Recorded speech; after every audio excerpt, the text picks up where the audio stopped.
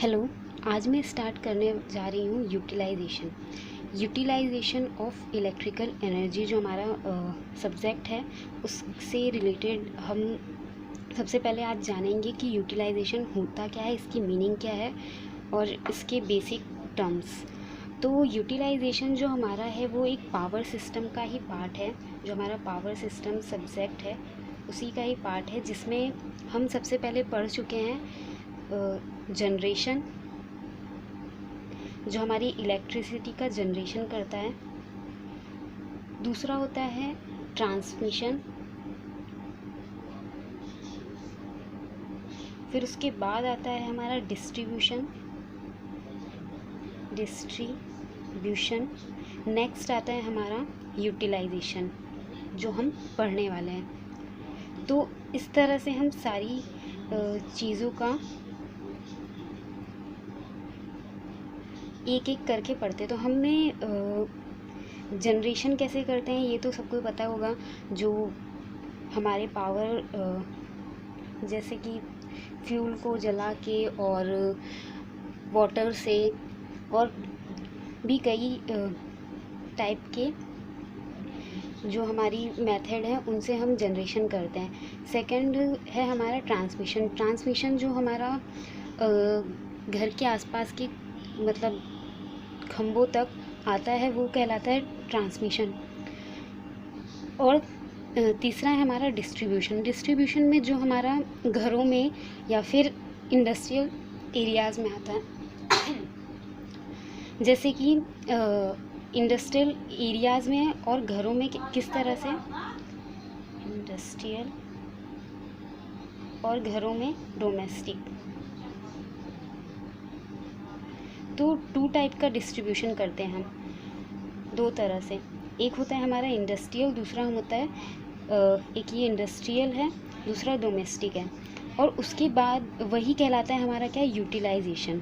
इसी प्रोसेस को हम कहते हैं यूटिलाइजेशन। अब ये जो प्रोसेस है इंडस्ट्रियल और डोमेस्टिक वो हम किस तरह से करते हैं, तो वो जो हमारे घरों में फ़ैन लगे होते हैं और हमारे बल्ब होते हैं उन्हें हम इलेक्ट्रिसिटी प्रोवाइड करते हैं, तो वो क्या कहलाता है हमारा यूटिलाइजेशन। और इंडस्ट्रियल में जैसे हम इंडस्ट्रियल में भी हम बल्ब वगैरह जलाते हैं, पर इंडस्ट्रियल में और भी ज़्यादा चीज़ें हैं जैसे कि हम हीटिंग के लिए यूज़ करते हैं, वहाँ पर इलेक्ट्रोलाइसिस के लिए यूज़ करते हैं। और जो हमारी बड़ी बड़ी मोटरें होती हैं वहाँ पर भी हम इन चीज़ों का यूज़ करते हैं। तो इंडस्ट्रियल में हम ज़्यादा यूज़ करते हैं यूटिलाइजेशन का एज़ कम्पेयर टू डोमेस्टिक में। तो हम ज़्यादा जो पढ़ेंगे वो इंडस्ट्रियल यूटिलाइजेशन पढ़ेंगे। इसमें जो यूटिलाइजेशन का मीनिंग सिर्फ इतना है कि जो इलेक्ट्रिसिटी कंज्यूम करता है उसे ही हम क्या कहते हैं, यूटिलाइजेशन। इलेक्ट्रिसिटी कंज्यूम कोई क्या कहते हैं, यूटिलाइजेशन। अब जो हमारे डोमेस्टिक और इंडस्ट्रियल एरियाज़ में हम कहाँ यूटिलाइज़ करते हैं तो वो देखते हैं। सबसे पहला तो हमारा हो गया इल्यूमिनेशन मीन्स जो हम लाइट बल्ब वगैरह जो यूज़ करते हैं वो हमारा कहलाता है इल्यूमिनेशन। दूसरा हम यूज़ करते हैं हीटिंग की, इलेक्ट्रिकल हीटिंग करने के लिए, इलेक्ट्रिकल हीटिंग में। तीसरा हमारी जो इलेक्ट्रिकल ड्राइव,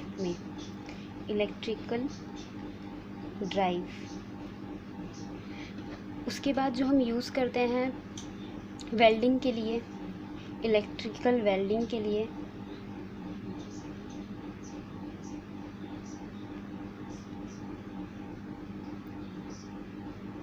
तो इस तरह से हम यूज़ करते हैं। जो इलेक्ट्रिकल ड्राइव होती है, इलेक्ट्रिकल ड्राइव का मतलब होता है मोटर, और हमारे पास 2 मोटर का हम यूज़ करते हैं, एक एसी और दूसरा डीसी मोटर को हम कम यूज़ करते हैं, हम ज़्यादातर सिर्फ ट्रैक्शन में यूज़ करते हैं। पर एसी मोटर का यूज़ हम इसलिए ज़्यादा करते हैं क्योंकि हम इसकी फ्रिक्वेंसी मतलब स्टेप अप और स्टेप डाउन कर सकते हैं, इस वजह से हम इसका यूज़ करते हैं।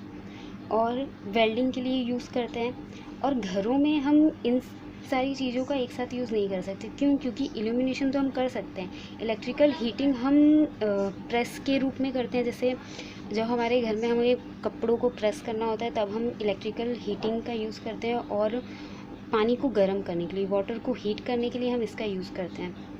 इलेक्ट्रिकल ड्राइव का यूज़ हम सिर्फ कम ही करते हैं, क्योंकि जो हमारी मोटर होती है वो हम इंडस्ट्रियल में 3 फेस मोटर यूज़ करते हैं, पर जो घरों में जो का फेस होता है वो 1 फेस होता है। इस वजह से हम इसका यूज़ ज़्यादा नहीं करते हैं, कम करते हैं, पर थोड़ा बहुत करते हैं। वेल्डिंग का यूज़ तो हम नहीं करते। एक होता है इलेक्ट्रोलाइसिस, 5वां इलेक्ट्रोलाइसिस।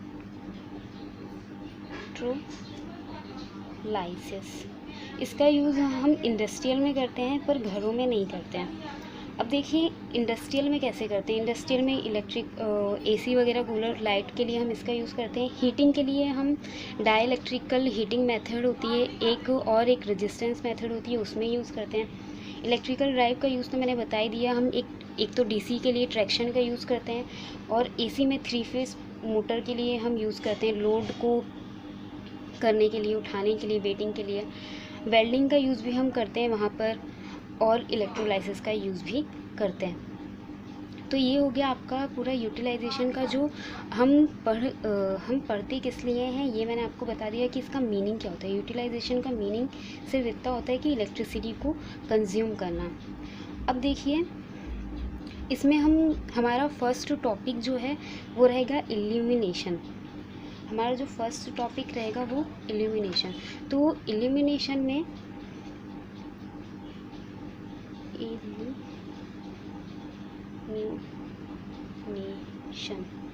जो इल्यूमिनेशन में रहेगा, सबसे पहले तो हम इसमें लाइट और हीट के बारे में जान लेते हैं कि जो हम लाइट और हीट का क्या डिफरेंस है, और जो इसमें लाइट का मीनिंग क्या होता है।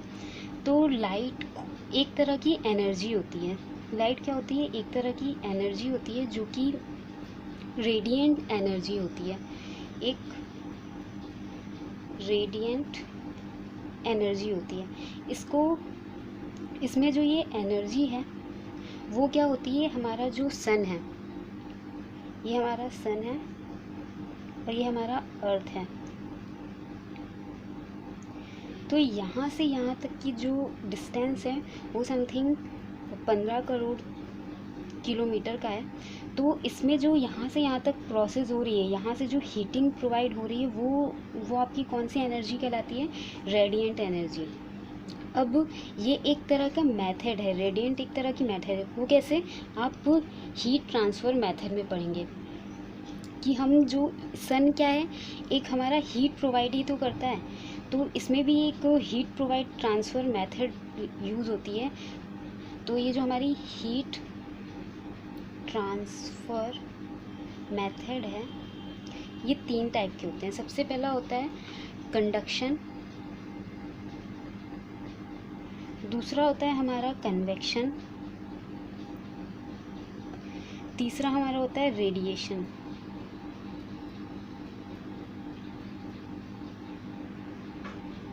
अब जो हमारा ये तीनों टाइप हैं, इसमें कंडक्शन का क्या है?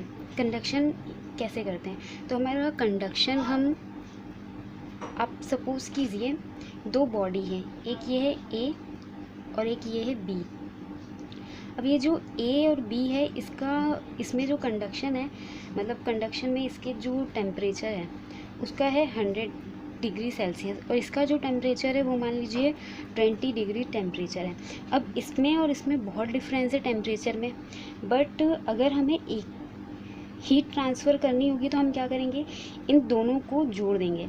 जब इन दोनों रॉड को, जैसे कि इन दोनों हमने जोड़ दिया, तो इसमें ज़्यादा टेम्परेचर और इसमें कम टेम्परेचर है, तो इसका टेम्परेचर यहाँ पर ट्रांसफ़र होगा, क्योंकि जब तक इक्वल ना हो जाए, तो जब तक ये 50-50 ना हो जाए तब तक यहाँ पे क्या होगा? हीट ट्रांसफ़र होती रहेगी। इसी प्रोसेस को हम कहते हैं कंडक्शन प्रोसेस। एक और तरीका है कंडक्शन प्रोसेस का जानने के लिए, जब हम अपने घरों में, जैसे कि हमारा ये एक पेन है, इसको जब हम इसमें जब हम कोई भी अगर एटलीस्ट हमने वेजिटेबल्स पका रहे हैं और अगर इसमें हमने एक चम्मच छोड़ दिया, अगर हमने इसमें कोई भी चम्मच छोड़ दिया है तो ये पहले तो ये हमारा जो पेन है वो हीट होगा, बट कुछ देर बाद धीरे धीरे हमारा ये भी हीट होने लगता है। इसमें पहले कोई हीटिंग नहीं रहती पर ये धीरे धीरे हीट होने लगता है। तो ये एक तरह की कंडक्शन प्रोसेस है, इसे ही हम बोलते हैं कंडक्शन प्रोसेस। नेक्स्ट है आपका कन्वेक्शन प्रोसेस।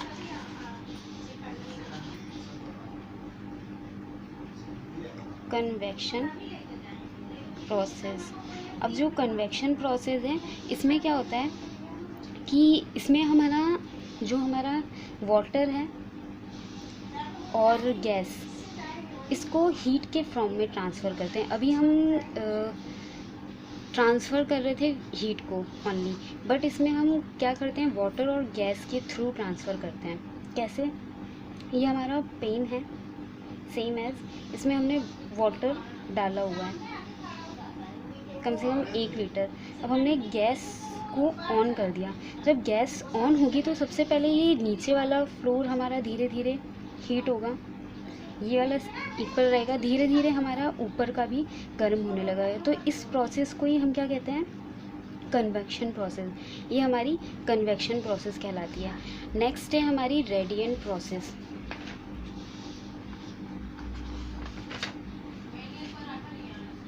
नेक्स्ट है हमारी रेडिएंट प्रोसेस। रेडिएंट प्रोसेस का रेडिएशन प्रोसेस। अब जो रेडिएशन प्रोसेस मैंने बताया, हमारा जो सन है, सन से क्या होती है, एक हीट ट्रांसफ़र होती है और अर्थ तक होती है। तो वो किस प्रोसेस के थ्रू होती है, एक रेडिएंट एनर्जी के थ्रू होती है, रेडिएंट एनर्जी के थ्रू होती है। तो इसी प्रोसेस को हम क्या बोलते हैं, लाइट। यही हमारी प्रोसेस कहलाती है लाइट। इसकी एक डेफिनेशन है जो आप पढ़ सकते हैं। ये देखिए, light is a form of energy. ये एक एनर्जी का फॉर्म है which can be radiant light. मतलब ये रेडिएंट एनर्जी है जो कि क्या कर रही है, हीट एनर्जी को ट्रांसफ़र कर रही है, heat energy which can be converted into light energy. अब देखिए, मैंने यहाँ पे आपको एक चीज़ नहीं बताई है, जो हमारा सन है वो कैसा है, इसका टेम्परेचर कितना होता है, बहुत ही ज़्यादा हाई होता है टेम्परेचर इसका। जब किसी भी बॉडी, कोई भी जो बॉडी हो, अगर उसका टेम्परेचर बहुत ज़्यादा हाई होता है तो क्या होता है, जो वो एक लाइट के फॉर्म में भी होता है, मतलब वो लाइट भी एमिट करता है, लाइट भी एमिट करता है। और जब ये लाइट, जो लाइट हमें सन से मिलती है वो हाई टेम्परेचर के कारण होती है, क्योंकि हमारा जो सन होता है बहुत ही ज़्यादा क्या होता है, उसका जो हीट होती है बहुत ज़्यादा होती है। उसको कैलकुलेट करना भी आई डोंट नो पॉसिबल है, बट बहुत ही ज़्यादा हीट होती है।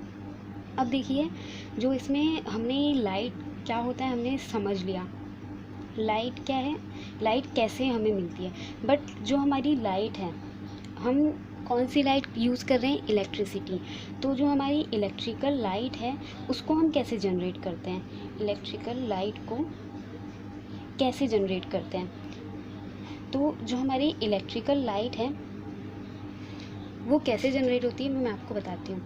मान लीजिए हमारे पास एक फिलामेंट बल्ब है, ये हमारा वोल्टेज सोर्स है,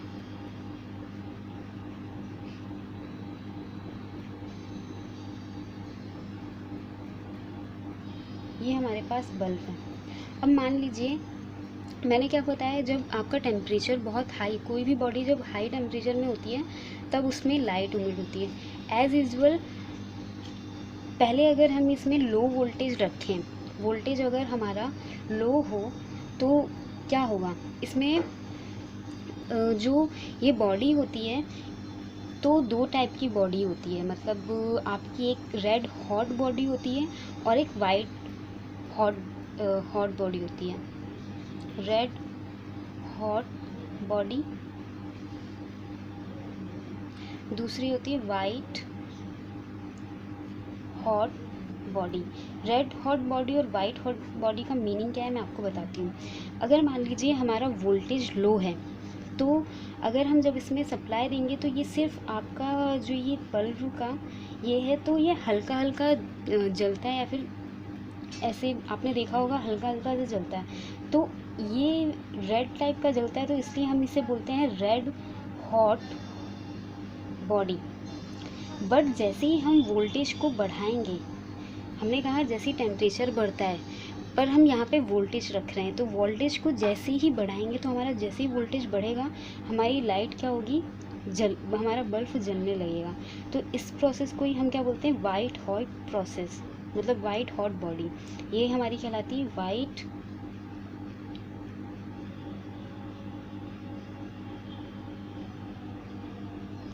हॉट बॉडी। इस तरह से हम जो हमारी लाइट है, सन की लाइट है, उसे हम इलेक्ट्रिकली कन्वर्ट करते हैं। बट यहाँ पे आपने देखा होगा जो हमारी सन से लाइट आती है वो कई टाइप की आती है, येलो, ग्रीन, रेड, वो कई टाइप से आती है। तो उसी को हम देखेंगे कि हमें ये लाइट मिलती कैसे है। अब देखिए जो हमारा सन है, ये हमारा सन है, इसमें से कई रेसेस निकलती हैं।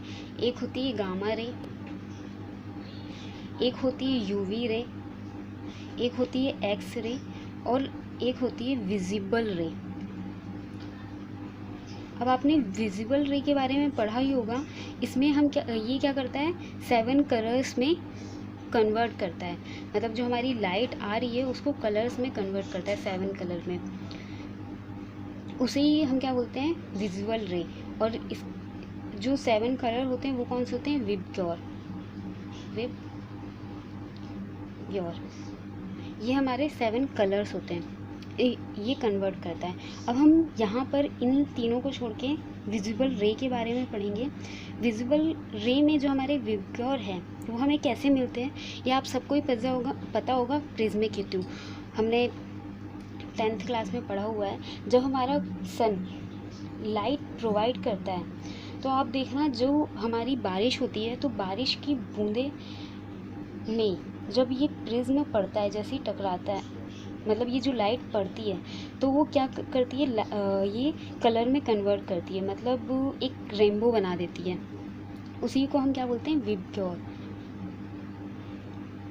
इसका प्रोसेस आप एक ऐसे भी कर सकते हैं, वाइट बोर्ड अगर आपके पास हो वाइट कलर का, उसमें आप पानी की 2-4 बूंदें डालिएगा, तो वहाँ पर क्या होगा, जैसे ही आप बोर्ड को हिलाएंगे तो उसमें कलर दिखने लगेंगे और आपको 7 कलर्स दिखेंगे। तो ये आप खुद भी प्रैक्टिकल कर सकते हैं इसका, तो आपको विबग्योर मिलेगा। अब देखिए विबग्योर में पढ़ने का रीज़न क्या है, जो हमारे आपको पता है आसमान में हमारा जो सबसे हमें कभी कभी आसमान में ब्लू दिखाई देता है, रेड कलर दिखाई देता है, ऑरेंज कलर दिखाई देता है। तो ये क्यों दिखाई देता है वो हम जानेंगे, और इसमें हमें कैसे लाइट जो हमारी जो डेंजर लाइट हमारी कौन सी होती है, रेड, तो वो क्यों होती है और हम किस लिए तो पढ़ते हैं, उसके लिए हम बारे में जानेंगे। बट उससे पहले हम इन लाइटों की कुछ वेव लेंथ होती है, फ्रिक्वेंसी होती है और वेलोसिटी होती है। इनकी फ्रिक्वेंसी होती है और वेव लेंथ भी होती है और वेलोसिटी भी होती है। तो उसके बारे में देखिए हम पढ़ते हैं। अब हम उसके बारे में पढ़ने के लिए हमें पता है, मतलब हम जानते हैं कि 1 मीटर इज इक्वल टू होता है 10⁻10 एंगस्ट्रॉम। ये हमारा वेवलेंथ होती है, जो वेवलेंथ है, और ये अल्ट्रावायलेट हमारे कलर्स हैं। अब आप इसमें देख रहे होंगे जो हमारी वेवलेंथ है ये 4000 है, किसकी है, वॉयलेट की, 5000 है ब्लू की और ग्रीन की। इस जो वॉयलेट है इसकी वेवलेंथ कम है एज़ कम्पेयर टू ब्लू और ग्रीन से, बट उससे भी कम किससे है, येलो से, और उससे भी कम किससे है, ऑरेंज और रेड से। आप देख रहे होंगे ऑरेंज और रेड लास्ट है। इसमें जो रेड और ऑरेंज की वेवलेंथ जो होती है वो सबसे ज़्यादा हाई होती है। सबसे ज़्यादा हाई वेवलेंथ किसकी होती है, और रेड और ऑरेंज की। अब आप सोच रहे होंगे वेवलेंथ होता क्या है और इसका प्रोसेस क्या है। तो देखिए, जो हमारी फ्रिक्वेंसी होती है, फ्रिक्वेंसी क्या होती है, एक मिनट मतलब 1 मिनट में जितनी भी साइकिल कंप्लीट करती है उसे हम क्या बोलते हैं, frequency, with time respect, time के रिस्पेक्ट में। बट जो हमारा एक साइकिल होता है, ये 1 साइकिल का डिस्टेंस क्या कहलाता है, वेवलेंथ। इसको हम कहते हैं वेवलेंथ।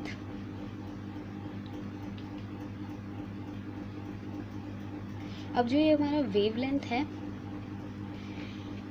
ये अगर हाई होगा तो रेड कलर हमें दिखता है, पर वो कैसे दिखता है मैं आपको बताती हूँ। मैंने बताया था जब लाइट, कोई भी जो लाइट होती है, आपका सन है। अब यहाँ पर हम 3 कलर ले लेते हैं प्राइमरी कलर, रेड, ग्रीन और ब्लू, ठीक है। और ये आपका अर्थ है। अब जब इसमें सन से अर्थ तक जो लाइट आती है, तो अगर यहाँ पे सबसे पहले रेड लाइट आ रही है, फिर उसके बाद ग्रीन लाइट आ रही है अर्थ पर, फिर उसके बाद कौन सी आ रही है, ब्लू। अब अर्थ से आने से पहले आपको पता होगा कि बीच में कुछ कण आते होंगे, मतलब एयर रहती होगी और ऑब्स्टिकल टाइप के कुछ ऑब्जेक्ट रहते होंगे। तो जब ये सन लाइट से आ रही है, जैसे कि यहाँ से हमारा सन है और इधर से लाइट आ रही है, जैसे ही ये ऑब्स्टिकल से टकराएगी तो जिसकी वेवलेंथ कम होगी तो वो क्या होगा, साइड हो जाएगा, ऐसे इधर साइड हो जाएगा। और जिसकी वेवलेंथ हाई होगी वो इजीली क्या कर लेगा, इसे क्रॉस कर लेगा। मतलब मेरा कहने का मतलब है, जो हमारा रेड है इसकी वेवलेंथ हाई होती है, तो इस वजह से ये इजीली क्रॉस कर पाता है। इसलिए जब हमारा मॉर्निंग का जो टाइम होता है, वहाँ उस टाइम पर हमें ऑरेंज और रेड जो कलर हमारे जो आसमान में है हमें दिखाई देते हैं, जो हमारे स्काई है वहाँ पर हमें दिखाई देते हैं रेड और ऑरेंज, क्योंकि इसका जो वेवलेंथ है वो क्या है, हाई होता है। पर जो हमारा और वेवलेंथ है, जैसे कि ग्रीन है और ब्लू है, इसका क्या है, वेवलेंथ कम होता है। कितना है, 5000 है। 5000 वेवलेंथ होगा। तो जैसे ही धरती से आएगा, मतलब सन से यहाँ तक आने से पहले अगर ये स्टॉर्म से अटका गया तो ये इधर उधर हो जाएगा, तो वो वहीं पर ही गायब हो जाएगा, वो हमारे धरती पर, मतलब जो हमारा अर्थ है उस पर नहीं आ पाएगा। बट आपको पता है, सिर्फ मॉर्निंग टाइम में ही हमें रेड और मतलब जो हमारा ऑरेंज है हमें दिखाई देता है, उसके बाद हमारा स्काई ब्लू हो जाता है। तो ब्लू क्यों हो जाता है, आप देखते होंगे जो हमारा सन है वो अर्थ से, जो हमारा मॉर्निंग का टाइम होता है उस टाइम पर अर्थ बहुत दूर होता है। मतलब जैसे कि अगर सन है तो वो 100 किलोमीटर की डिस्टेंस पर होगा, तभी तो हमें लाइट बहुत ही डिम होती है। बट जब जैसे ही हमारी दोपहर होने लगती है तो सन से अर्थ की जो डिस्टेंस है वो कितनी हो जाती है, कम हो जाती है, मतलब बहुत कम हो जाती है। तो जिस वजह से जैसे कि 15 किलोमीटर हो जाती है मान लीजिए, तो इस वजह से क्या होता है, जो आपकी जैसे ही है ना ये डिस्टेंस कम हो जाएगी तो आपका ब्लू जो है वो इजीली क्या होएगा, अर्थ मतलब है ना टकराते हुए ये हमारा स्काई, मतलब जो हमारा बादल है वहीं पर ही रुक जाएगा, वो धरती पर नहीं आ पाएगा। इस वजह से जो हमारा स्काई है, जो हमारा बादल होते हैं वहाँ पर ही गुम हो जाएगा वो कलर। जैसे कि टकराते हुए आएगा तो ऐसे, मतलब कुछ इस वे में आएगा, ऐसे तो टकराते हुए जब आएगा ऑब्स्टेंस से तो हमारे बादलों में ही मतलब गुम हो जाएगा। तो जिस वजह से हमें दिन में हमारा जो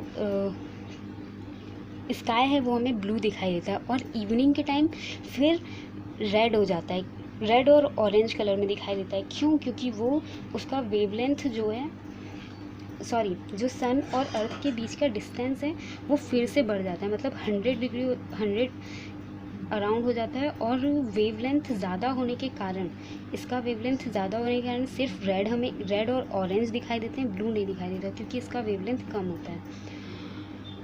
अब आपको एक और चीज़ आप मतलब ये आपको क्वेश्चन में पूछा जा सकता है कि आपका स्काई ब्लू क्यों दिखाई देता है, तो ये आप इजीली बता सकते हैं क्योंकि हमारा वेवलेंथ मतलब है ना सन से अर्थ की जो डिस्टेंस है वो बहुत ही कम होती है। इस वजह से जब हमारा सन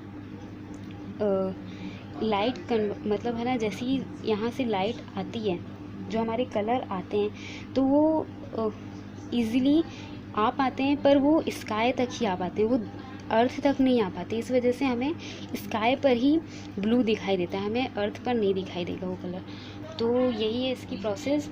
नेक्स्ट आपका जो हम आपसे एक आपके दिमाग में सवाल आया होगा कि हम डेंजर लाइट में हमेशा जो हमारा डेंजर का साइन होता है उसमें हम रेड लाइट यूज़ करते हैं। तो रेड लाइट क्यों यूज़ करते हैं, तो देखिए जो हमारा मैंने आपको बता दिया इसका वेवलेंथ ज़्यादा होता है और ये किसी भी ऑब्स्टिकल को क्रॉस करके इजीली आ सकता है। मतलब कोई भी अगर चीज़ उसके सामने है तो हमें जल्दी दिखाई दे जाता है, इस वजह से हम इस रेड लाइट का यूज़ कर सकते हो। तो यहाँ से आपको दो आंसर मिल गया, एक हमारा रेड स्काई मॉर्निंग या इवनिंग टाइम में क्यों रहता है, और दूसरा हम डेंजर साइंस के लिए रेड क्यों यूज़ करते हैं। बट एक चीज़ यहाँ पर और देख लीजिए, जो हमारा येलो कलर होता है वो सबसे अच्छा कलर होता है, ये हमारी आँखों में नहीं चुभता। ये जो येलो कलर होता है, हम पहले के ज़माने जो बल्ब होते थे हम येलो यूज़ करते थे। वो क्यों यूज़ करते थे, क्योंकि जो हमारे आँखों में है वो एक येलो कलर बहुत ही अच्छा कलर होता है हमारी आँखों के लिए सिर्फ, तो इस वजह से हम येलो यूज़ करते थे। नेक्स्ट जो आपका है टॉपिक वो है इस फ्रीक्वेंसी के चार्ट के बारे में आप मुझे बताना था, क्योंकि ये जो चार्ट है आपके लिए बहुत इम्पॉर्टेंट है। ये चार्ट में आपसे जो आपके एग्ज़ाम है उनमें पूछा जा सकता है, जैसे कि अगर आपकी जो ये फ्रीक्वेंसी वगैरह हैं। अब देखिए इसमें जो फ्रीक्वेंसी दी है, सबसे पहले फ्रीक्वेंसी दी है आपकी इन हर्ट्ज़ 3 × 10⁻12 है। फिर तो ये किसकी वेवलेंथ है, कॉस्मिक रे की। ये हमारी कॉस्मिक रे है, उसकी फ्रीक्वेंसी है कितनी है 3 × 10⁻12, और इसकी जो वेवलेंथ है वो 10⁻⁻14 है, माइनस में है। तो ये चार्ट में आपके डिस्ट्रीब्यूशन मतलब जो हमारा एक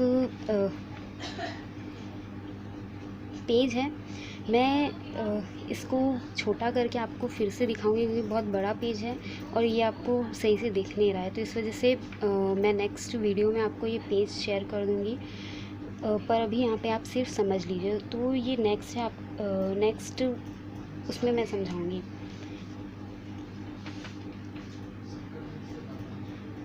अब आप एक चीज़ और देख लीजिए, जो हमारा वेवलेंथ था, इसका वेवलेंथ हम जो यूज़ करते हैं तो हमारे जो अर्थ तक आती है उसे हम क्या बोलते हैं, इंटेंसिटी ऑफ स्कैटरिंग। ये इंटेंसिटी ऑफ स्कैटरिंग क्या होता है, इंटेंसिटी ऑफ स्कैटरिंग वो होता है जैसे कि जो आपकी फ्रीक्वेंसी है, फ्रीक्वेंसी किसके इन्वर्सली प्रोपोर्शनल होती है, वो होती है लैम्डा के। इसे ही हम क्या बोलते हैं, वेवलेंथ। ये आपकी एक वेवलेंथ है, वेवलेंथ को हम लैम्डा से रिप्रेजेंट करते हैं। तो ये आपका होता है फॉर्मूला इंटेंसिटी ऑफ स्कैटरिंग का, और यहाँ पे लैम्डा में पावर चढ़ जाती है आपकी 4। अब देखिए आपका जो रेड है उसका जो हम इंटेंसिटी ऑफ स्कैटरिंग निकालेंगे। देखिए आपका जो रेड है उसकी वेवलेंथ कितनी है 7000। तो यहाँ पे आपने